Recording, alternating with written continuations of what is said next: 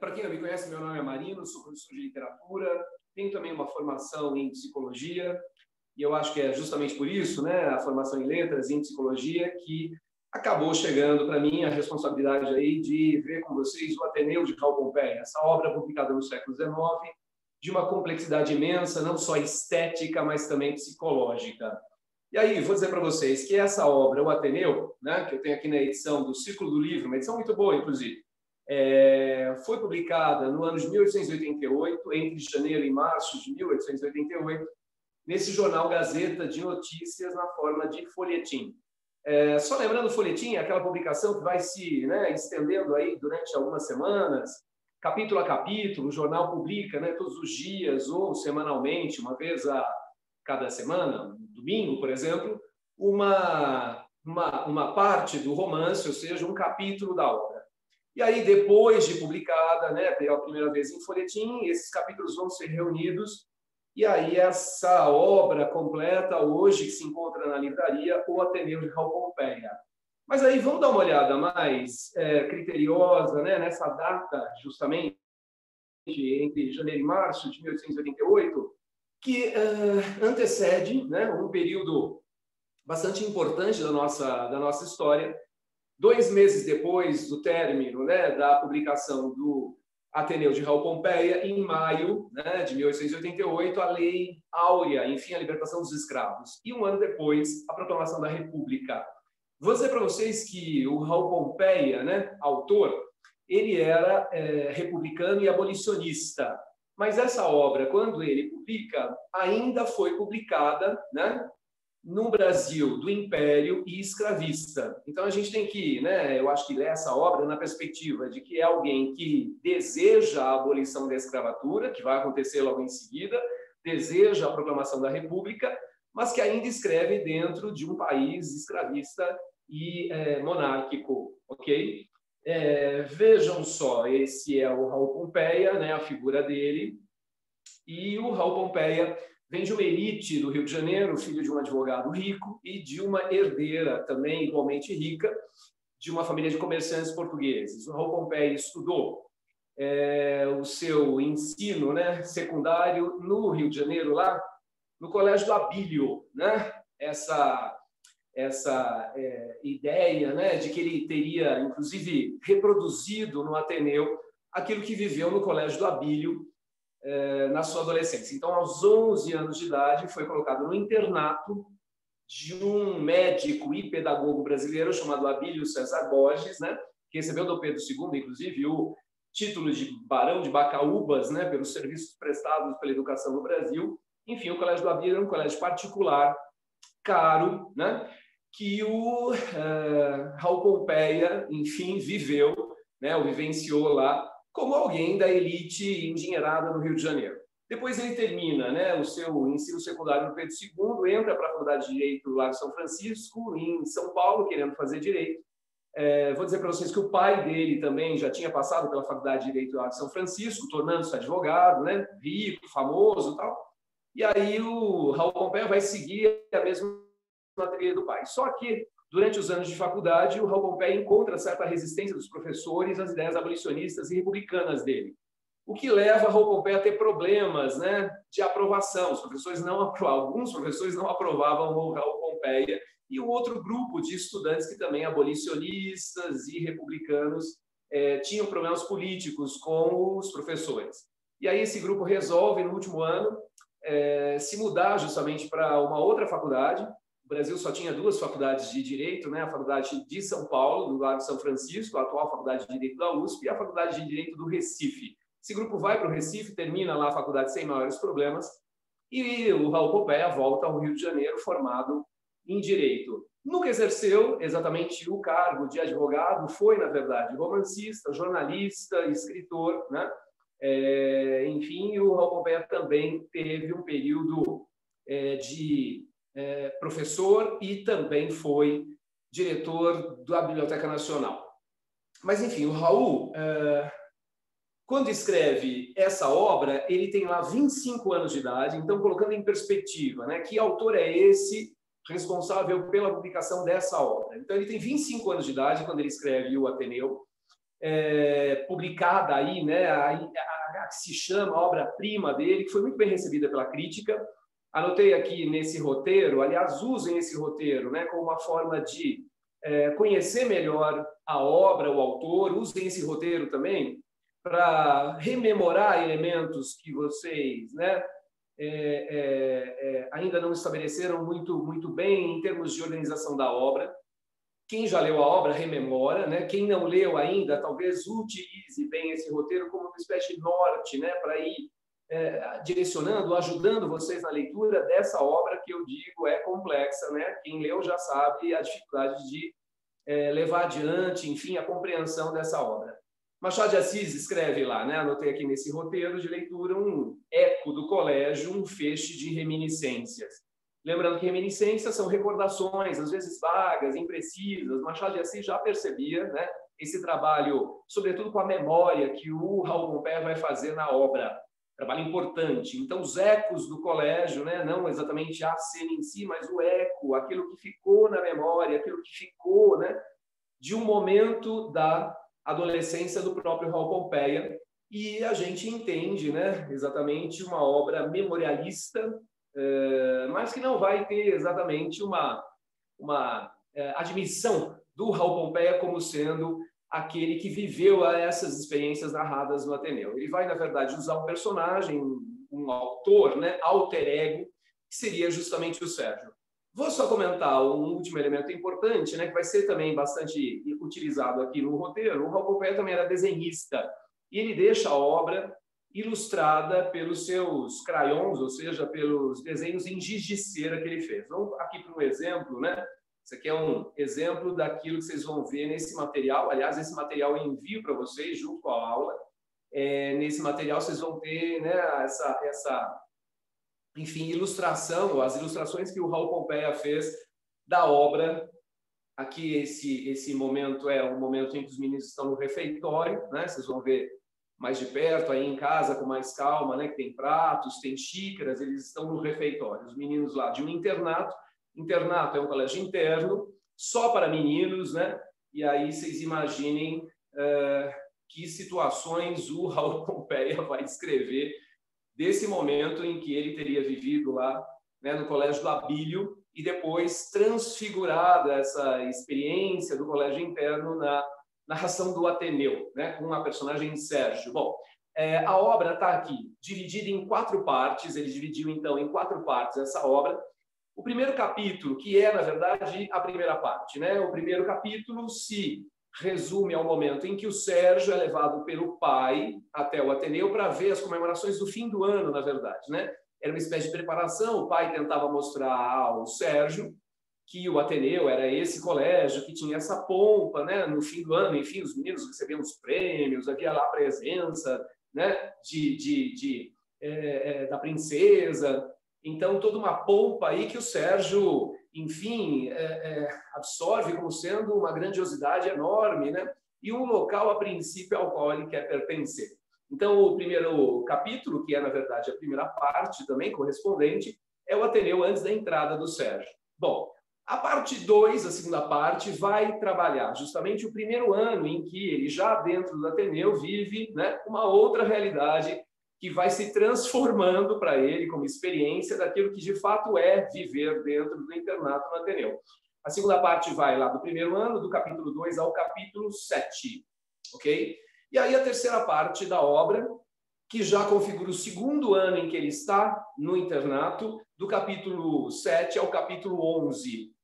A quarta e última parte corresponde a um único capítulo, o capítulo 12, que encerra a obra, é justamente o capítulo do incêndio. Foi spoiler, não sei, mas de qualquer forma vou dizer para vocês que o Ateneu, né, termina com um grande incêndio, enfim, que consome todo o colégio, consome toda a realidade daquela escola, né, da qual o Sérgio vai ter tanta crítica a fazer, como nós vamos ver durante a exibição aqui, né, desse pensamento que o Sérgio tem em relação ao internato.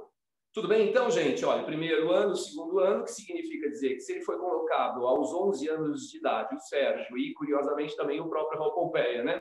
Raul Pompeia foi aos 11 anos de idade colocado no Colégio do Abílio, e o Sérgio vai ser, aos 11 anos de idade, colocado no Colégio Ateneu do Aristarco, né? Então, ele fica lá 2 anos, entra com 11 e sai com 13 anos de idade, ok? Bom, vou dizer para vocês que, genericamente, em termos essenciais, o colégio justamente tematiza a escola como um microcosmo. Cosmo, universo, né? Micro, pequeno.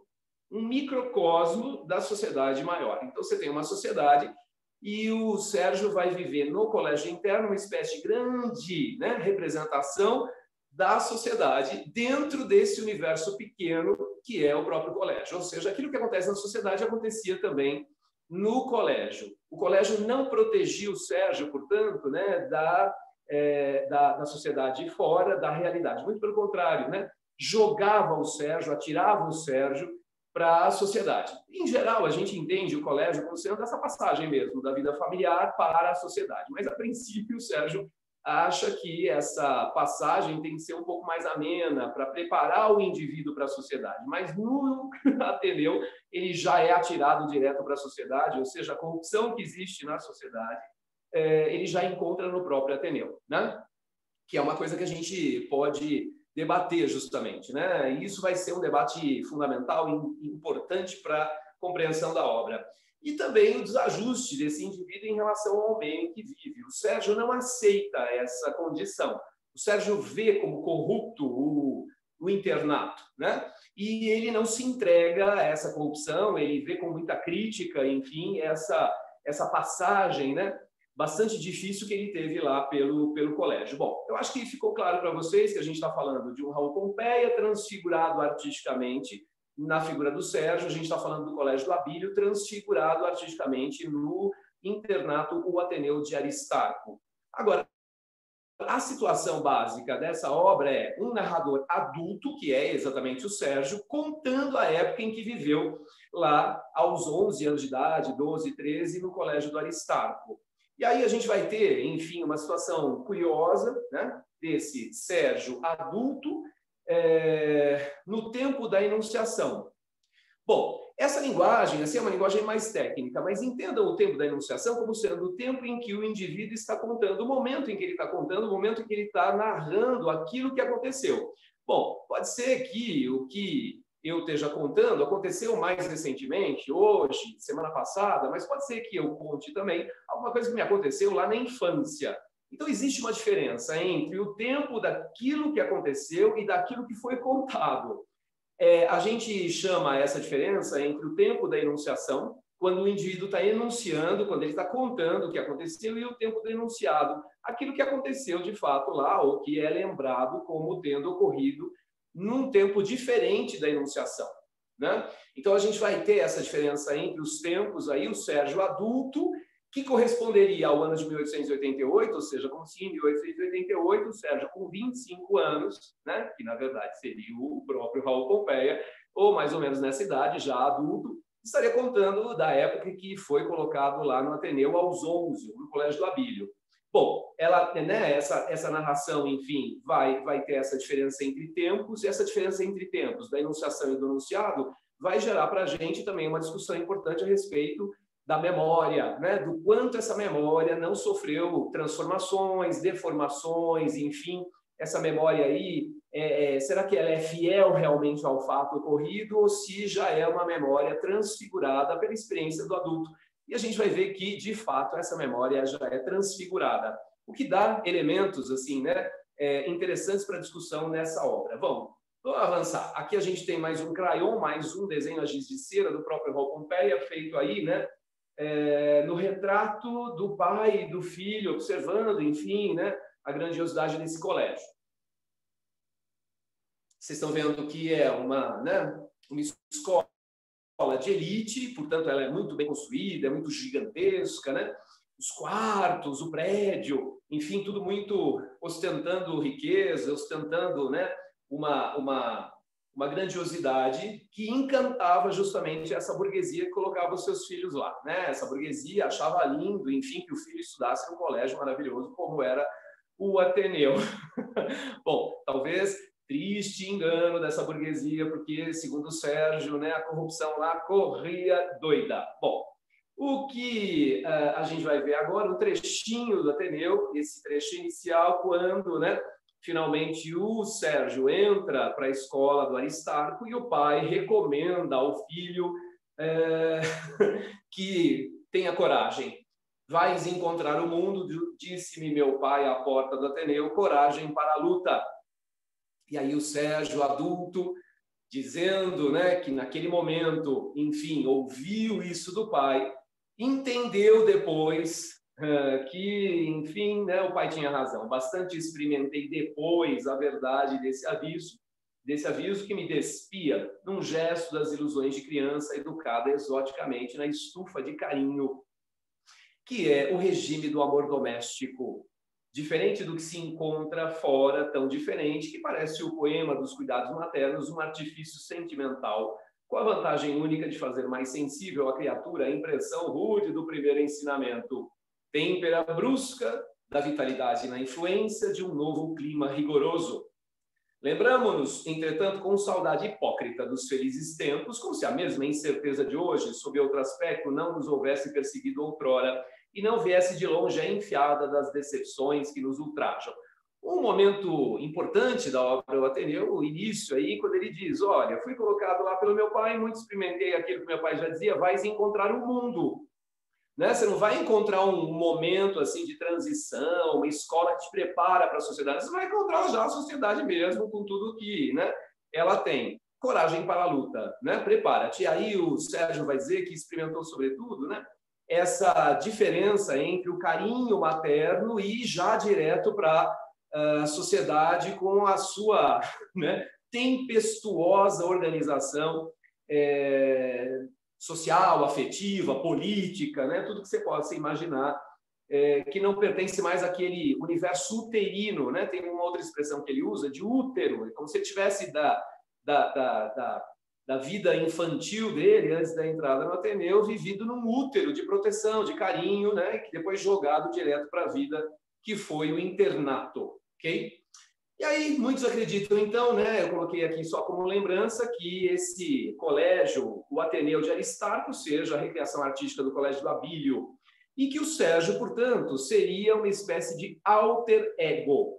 Né? Importante agora que a gente reconheça a expressão latina alter ego. Ego, eu, em latim, alter, outro, um outro eu do próprio Raul Pompeia.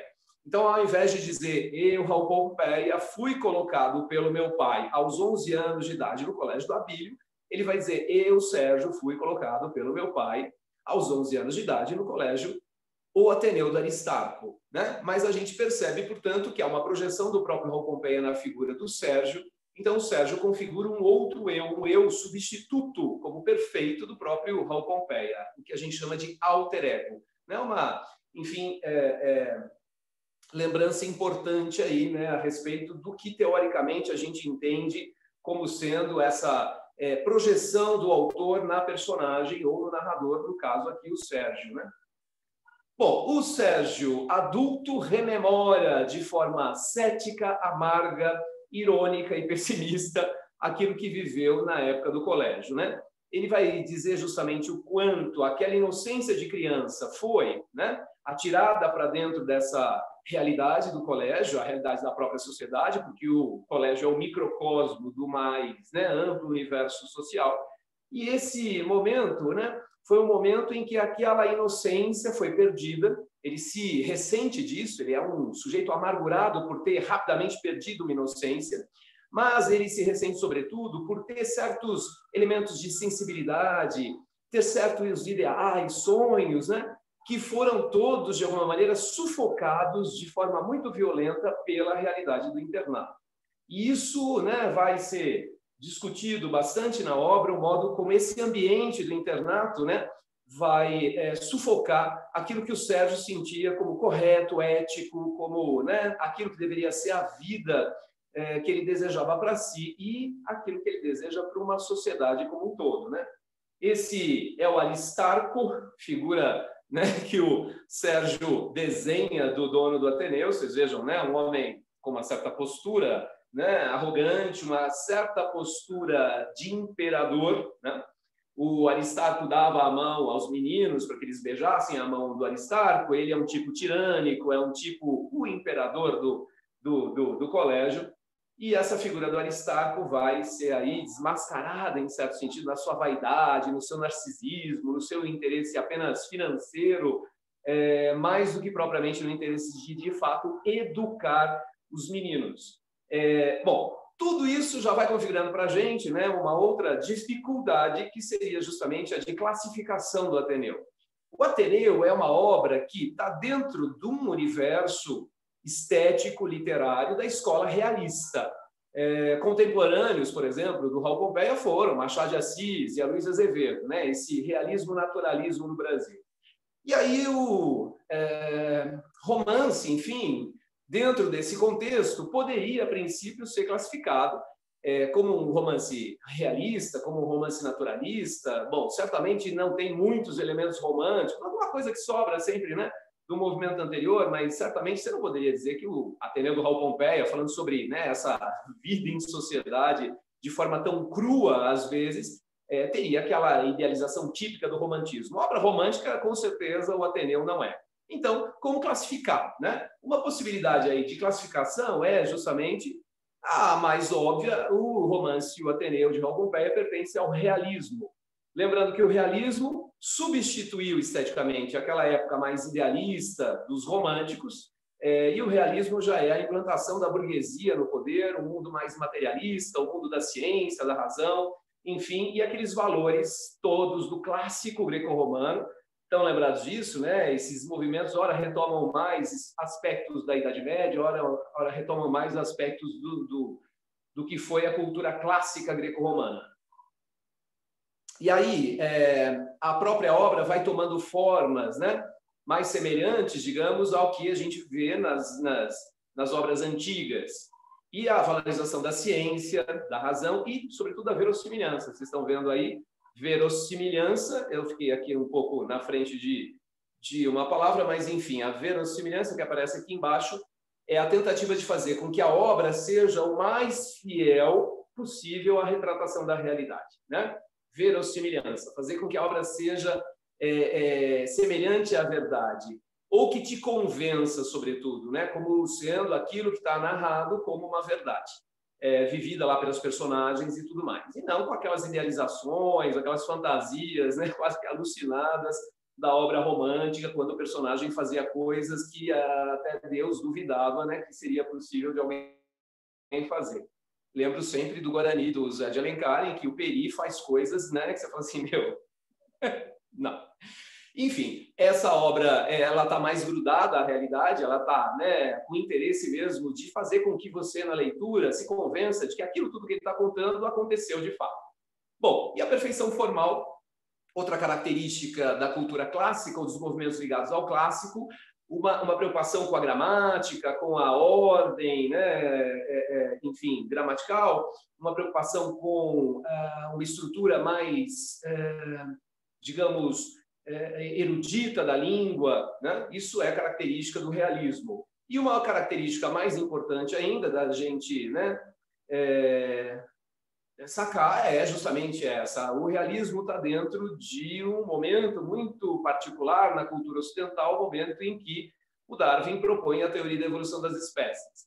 Vocês estudam essa teoria na biologia, não vou me alongar aqui, né, na explicação da teoria, mas vocês se lembram que a teoria da evolução das espécies do Darwin propunha, né, que o homem não era exatamente criatura privilegiada de Deus, né? Que Deus não cria o homem à sua imagem e semelhança, mas que o homem é também, como qualquer outro animal, fruto de um processo evolutivo. E a própria inteligência, que tanto o homem usa para se diferenciar dos animais, dizendo, não, nós somos, né, diferentes dos animais, porque nós temos inteligência.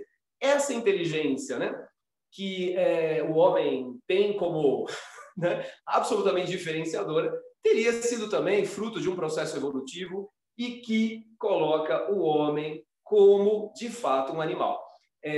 Se o homem, né, como qualquer outro animal, dominado pelo comportamento instintivo, pelo menos no primeiro momento, né, esse homem tem aí, né, uma necessidade de conciliar aquilo que a psicologia vai chamar de um conflito entre o instinto, ou seja, a nossa primeira reação, que é sempre instintiva, para uma reação que apareça na vida social como sendo adequada.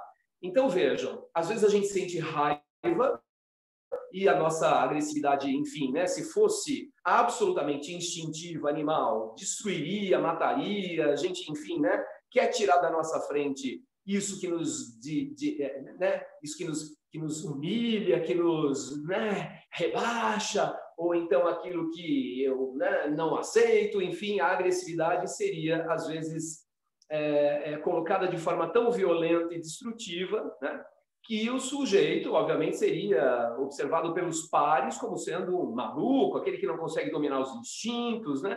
E aí a gente tem na vida social uma série de punições, né, criadas exatamente nesse aspecto de civilização. Então, o homem, que foi um animal desde sempre, que frequentemente usou, né, o instinto como um modo de sobrevivência mais básico, porém violento, encontra aí na civilização uma forma, né, de dominar esse instinto, transformar esse instinto em alguma coisa socialmente mais aceitável, o que leva sempre a um determinado conflito interno entre o instinto e a máscara social, ou seja, entre a minha vida íntima, instintiva, de animal, e aquilo que eu devo representar para a sociedade. Esse conflito, né, vai ser pela psicologia entendido aí como um conflito fundante da personalidade, né, do homem civilizado, e a psicologia vai entender também, né, esse homem sempre usando, portanto, uma máscara social.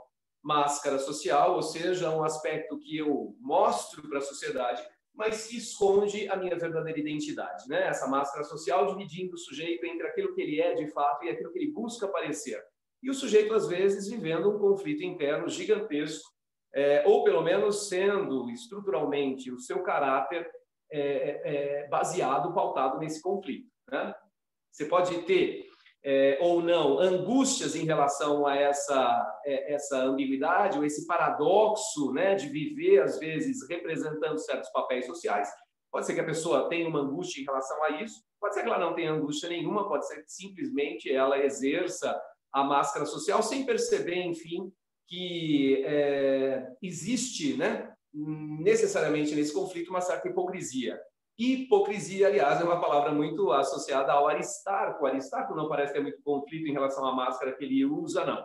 E aí, enfim, esse desmascaramento do Aristarco é o que a gente vai ver como um elemento puramente ou tipicamente realista. Assim como Machado de Assis fazia muito, o Raul Pompeia também vai desmascarar o Aristarco, ou vai apontar certos elementos contraditórios do caráter do Aristarco, que mostram muito claramente aquilo que é a máscara e aquilo que está por detrás da máscara, né? O Aristarco é esse diretor do colégio, né? Que, enfim, chama para a sua instituição famílias privilegiadas, ricas, com muito dinheiro. E aí diz lá o Sérgio, sua diplomacia dividia-se por escaninhos numerados, segundo a categoria de recepção com que iria dispensar. Ele tinha maneiras de todos os graus, segundo a condição social da pessoa. Então, segundo a condição social e provavelmente financeira da pessoa, o Aristarco tratava, né, o sujeito segundo a sua condição. As simpatias verdadeiras eram raras, ou seja, raramente o Aristarco tinha uma simpatia verdadeira pela pessoa, né? Então, toda a ação do Aristarco na vida social era calculada, era fruto, né, de uma construção de máscara, de uma representação de um personagem. No âmago de cada sorriso morava ali um segredo de frieza que se percebia bem. E duramente se marcavam distinções políticas, distinções financeiras, distinções baseadas na crônica escolar do discípulo. Ou seja, se o discípulo é um bom aluno, ele é bem tratado, se ele não for um bom aluno, ele é maltratado, né? Baseados na razão discreta das notas do guarda-livros. Às vezes, uma criança sentia alfinetada no jeito da mão a beijar. E saía indagando consigo o motivo daquilo que não achava em suas contas escolares. Então, às vezes, o aluno sentia que o Aristarco dava a mão agressivamente para o menino, e o menino falava, não, mas eu tirei nota boa, por que ele está me tratando assim com tanta rispidez? Mas aí o Sérgio vai dizer, o pai estava 2 trimestres atrasado. Ou seja, o pai não estava pagando regularmente as mensalidades lá, ou, né, pelo menos o trimestre. Então, o Aristarco tratava mal o aluno. Bom, a gente vai começar a perceber, portanto, acho que dá, né, dá para a gente já fazer uma espécie de observação a respeito do caráter do Aristarco. O Aristarco, que se dizia um pedagogo excepcional, um grande educador, tratava as crianças, ou, né, os alunos, de modo discriminatório, segundo o pagamento. Né? Então, que tipo de pedagogo é esse, né, que não está interessado exatamente na educação do menino ou na justiça, né? Está interessado mais, ou propriamente, no dinheiro. Esse é o Aristarco, que vai ser desmascarado pelo Sérgio adulto, é claro, o Sérgio já adulto, é que rememora aquilo que ele viveu né, na presença ou na escola aí desse pedagogo chamado Aristarco, né?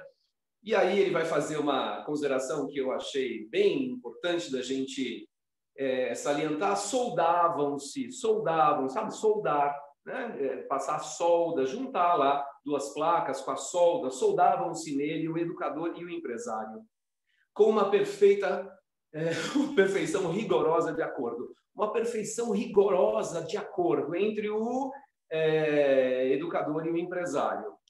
2 lados da mesma moeda, ou da mesma medalha, opostos, mas justapostos. Então, eram opostos os papéis de empresário e de educador. Né? O educador não deve pensar, a princípio, se o pai pagou ou não a mensalidade. O educador deve cumprir a sua função de educar. Mas o empresário, né, o lado da medalha empresarial, também acabava não só, sabe, sendo um ou outro lado, mas justapondo-se os 2 lados, soldando-se aí a figura do interesseiro e do que se dizia grande educador. Aristarco era também bajulador dos representantes do império. Esse é um outro elemento importante. Como ele tem um colégio, não é? Dentro de uma política imperial, ele convida, inclusive, né, os representantes do império, seja o Dom Pedro II, a princesa Isabel, para as comemorações de fim de ano, né? Então, ele tem, obviamente, uma ligação com essas famílias ricas, com essas famílias da nobreza, e aí ele é um bajulador desses representantes do império. E uma curiosidade que acontece aí, que também tem um pouco a ver com o próprio Raul Pompeia, o Jorge, que era filho do Aristarco, numa dessas comemorações, logo no começo do romance, né, a gente vai ver nessa comemoração que o Sérgio está vendo, antes mesmo de entrar no Ateneu, o momento em que o Jorge não beija a mão da princesa, porque o Jorge, o filho do Aristarco, era republicano.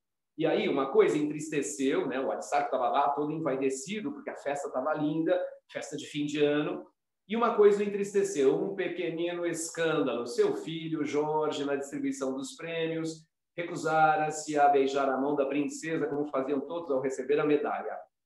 Era republicano, pirralho. Você lembra da palavra? Enfim, tinha já aos 15 anos as convicções ossificadas na espinha inflexível do caráter. Ou seja, o Jorge tinha caráter, né? E como republicano ele não beija a mão da princesa. O Aristarco vai ficar furioso. Ninguém mostrou perceber a bravura. Aristarco, porém, chamou o menino à parte. Encarou-o silenciosamente e nada mais.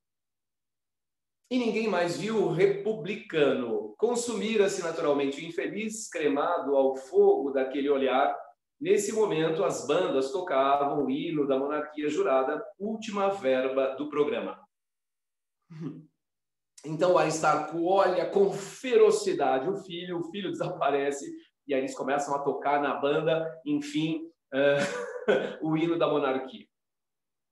Vocês estão vendo que, a princípio, então, o Aristarco é monarquista? Não necessariamente, né? Mesmo porque ele, como dono do colégio, mais interessado no dinheiro do que na pedagogia, ele é um burguês. Ou seja, um burguês que quer acumular a riqueza. Então, a princípio, ele não deveria, né, ser fã de um sistema monárquico, ele deveria ser republicano. A república, né, está mais próxima do ideal tipicamente burguês. Então, a gente vai dizer que o Aristarco é um tipo situacionista. Como os poderosos são hoje da monarquia, é a monarquia que eu vou elogiar, é a monarquia que eu vou bajular. Caso haja, por exemplo, uma revolução do tipo, né, a monarquia cai e a república chega, ele vai ser aquele que elogia os poderosos da república. Vocês estão entendendo esse tipo de situacionismo? Quando o empresário não está muito interessado em, né, fazer uma luta política, ele está interessado simplesmente em manter o seu negócio. Para manter o negócio, ele precisa bajular quem quer que esteja no poder. E é esse o Aristarco que o Sérgio vai mostrando para a gente aí. O nome dele completo era Doutor Aristarco Argolo de Ramos, da conhecida família do Visconde de Ramos, o que significa que ele tinha até uma origem nobre do norte. Enchia o império com o seu renome de pedagogo. Eram boletins de propaganda pelas províncias, conferências em diversos pontos da cidade, a pedidos, a substância, atochando a imprensa dos lugarejos caixões, sobretudo de livros elementares fabricados às pressas, com ofegante e esbaforido concursos de professores prudentemente anônimos, caixões e mais caixões de volumes cartonados em Leipzig, inundando as escolas públicas de toda parte com a sua invasão de capas azuis, róseas, amarelas, em que o nome de Aristarco, inteiro e sonoro, oferecia-se ao pasmo venerador dos esfaimados de alfabeto dos confins da pátria. Então, o Aristarco, como empresário, fazia marketing, né, que a gente diria hoje, fazia propaganda de si mesmo, jogando aí pelos confins da pátria, nas escolas públicas, livrinhos que teriam sido escritos por ele, ainda que não, né? Ou seja, os professores que realmente escreveram os livrinhos lá de matemática, de gramática, enfim, eram anônimos, ou né, prudentemente anônimos, porque aparecia sempre o nome do Aristarco como se ele fosse esse grande intelectual, esse, enfim, né, que escrevia esses livros todos que ele distribuía por aí, fazendo propaganda, obviamente, do colégio dele. Em suma, uma personagem que, ao primeiro exame, produzia-nos a impressão de um enfermo, de um doente, dessa enfermidade atroz e estranha, a obsessão da própria estátua. Ou seja, a obsessão da própria estátua. Quanto mais ele celebrava a própria imagem, sabia ele, mais ele, né, teria, enfim, notoriedade, fama, e mais gente viria para o colégio dele. Então, ele faz, né, um culto a si mesmo, como também uma espécie de bom negócio, né? E aí a irradiação do reclame, da propaganda, né, alongava de tal modo os tentáculos através do país que não havia família de dinheiro enriquecida pela setentrional borracha ou pela charqueada do sul, que não reputasse um compromisso de honra com a posteridade doméstica mandar dentre seus jovens 1, 2, 3 representantes abeberar-se à fonte espiritual do Ateneu, confiados, né, acreditando nessa seleção apuradora, que é comum o erro sensato de julgar melhores as famílias as mais ricas. Então, ele dá uma alfinetada, outra aí bem interessante, né, dizendo o seguinte, bom, as famílias mandavam os seus filhos para o colégio, né, numa espécie de privilégio que esses filhos das famílias ricas teriam, porque, né, ia sempre adiante essa ideia de que os melhores, né, saem das famílias mais ricas, ou seja, nessa apuração da intelectualidade, sempre a crença de que as famílias mais ricas são melhores que as outras, né? E aí, para confirmar isso, mandavam lá os filhos para as escolas particulares, no caso do Aristarco, a escola que propagandeava pelo Brasil inteiro, né, uma excelência de ensino, que também daria status a essas famílias, né? Ah, meu filho estudou no Aristarco, lá no Ateneu do Aristarco, né? Bom, vamos falar agora a respeito de uma curiosidade sobre o nome do Aristarco, né? Machado de Assis também fazia isso, dava nomes motivados às personagens. As personagens do Machado de Assis têm lá nomes que, de alguma maneira, dão uma dica daquilo que a gente vai perceber durante o romance ou durante o conto, da ação, do caráter daquela personagem, né? Então, o nome é sempre uma boa dica para a gente saber, né, como é aquela personagem. Claro que os nomes não são necessariamente motivados, ou pelo menos o que motiva, por exemplo, um pai e uma mãe a darem um nome a um filho, não é exatamente aquilo que o filho vai ser. Então, os nomes são meio que aleatórios às vezes, né? Não significa que a pessoa se chamando Angélica seja mesmo um anjo de candura. Às vezes, muito pelo contrário, os pais até queriam, mas não rolou. Daí que, na literatura, você pode, no entanto, usar o nome com um motivo, né, que dê uma ideia do que seja lá a personagem. No caso do Aristarco, né, Argolo de Ramos, a gente vai ver justamente isso. Aristo, em grego, de nobre. Tanto que Aristóteles, justamente, né, tem essa mesma, enfim, noção. Aristóteles era um homem da nobreza grega. E aí, Aristo, né, também relacionado ao Aristarco. Acabei de dizer que ele não necessariamente confiava politicamente no Império, que ele era situacionista, que, proclamada a República, ele seria a favor dos que estão no poder. Mas, vejam, ele tinha uma origem nobre, só que, curiosamente também, em função dessa vaidade, dessa propaganda que ele faz dele mesmo para conseguir propaganda para o colégio, ele vai aparecer como o imperador, né? A vaidade, o narcisismo quase grotesco do Aristarco vai fazer com que ele seja o homem da nobreza. Nós vimos naquele crayon, naquele desenho, já o Aristarco todo pomposo, como se ele fosse o imperador do colégio, né? Então, o Aristarco tem a ver com Aristo, nobre, Argolo, que lembra argola, coroa de ramos, ou seja, um nobre coroado, né? Laureado, ou seja, com uma coroa de louros. Então, ele é todo, né, pomposo e se acha o imperador. E eis que, né, essa característica do Aristarco vai aparecer, né, sobretudo no final, quando o busto dele é coroado, e já vou adiantar para vocês, né, meio que spoiler, mas no final, quando o Sérgio já está, né, no segundo ano, é a segunda vez que ele vê, portanto, a terceira, na verdade, vez que ele vê essa comemoração de fim de ano e tal, o busto do Aristarco é laureado, ou seja, coloca uma coroa de louros na estátua dele, de bronze. E ele, Aristarco, né, vê que todo mundo está olhando para as estátuas de bronze que estão colocando lá, e ele fica com ciúme. Ele fala assim, né? Não é, sou eu que estou aqui, né? Então, vocês estão percebendo que ele vai ser muito criticado por essa vaidade. O Sérgio critica muito o Aristarco por essa vaidade quase doentia, quase não, doentia, né, do sujeito lá. Como o busto dele estava chamando mais atenção na cena do que ele fica, né, com inveja do próprio busto, inveja da própria representação dele. Ou seja, em síntese, Aristarco, coloquei isso aqui. Isso aqui eu escrevi justamente para que vocês, né, tenham uma espécie de visão daquilo que o Sérgio diz ser o Aristarco. Em síntese, Aristarco é um bajulador situacionista da monarquia, ao mesmo tempo um mau pedagogo, porque é autoritário. E um mau burguês, porque interesseiro e vaidoso. Né? Nem como burguês o Sérgio entende o Aristarco, porque o Sérgio acha que burguês não é isso. Burguês é aquele que, pelo mérito, pela sua dedicação ao trabalho, se propõe na vida social como uma relevância, como uma importância para o desenvolvimento da sociedade.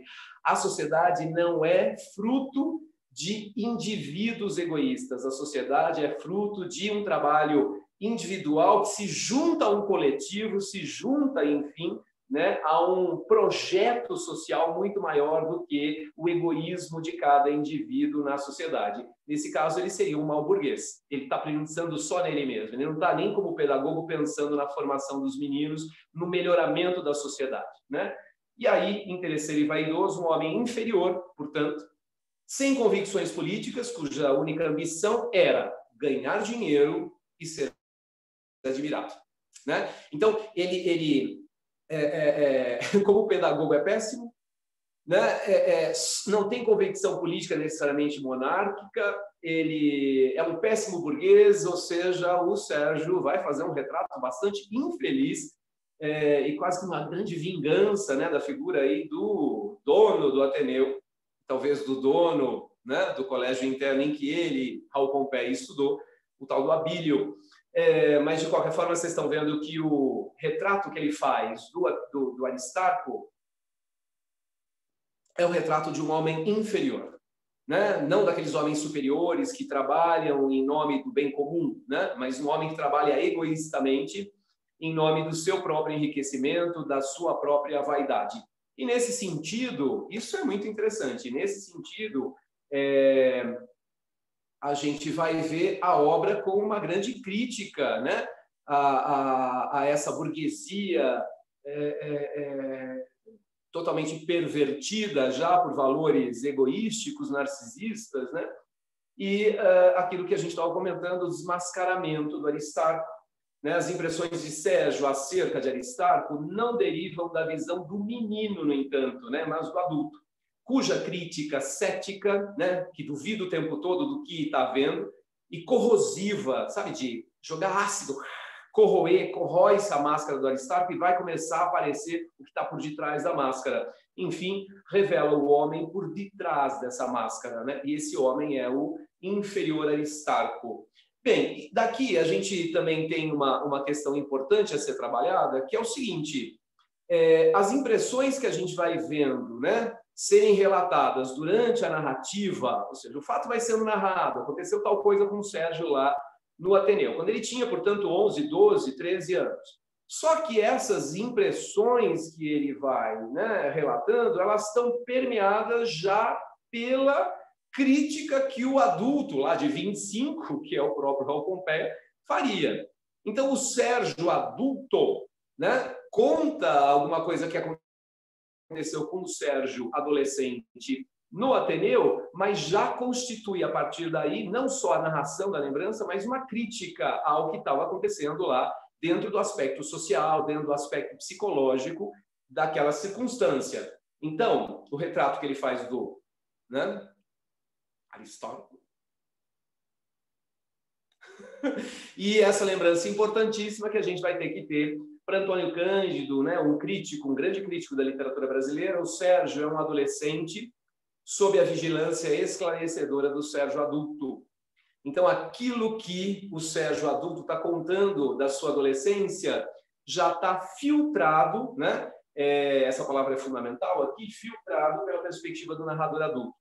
Vamos fazer uma comparação aí, antes da gente encerrar. Vou encerrar já esse primeiro momento da aula, mas vamos fazer uma comparação com aquilo que muitos, inclusive, já, né, encontraram naquela outra obra indicada em vestibular aí, aquela adolescente que entre, né, 13, 14, 15 anos também falava lá de coisas que aconteceram nessa fase da adolescência. Vocês se lembram da Helena de Morley, ou enfim, da Alice Caldeira Brant, a autora, né, que contava da sua vida de menina, lembram? Vida de menina, lá em Minas.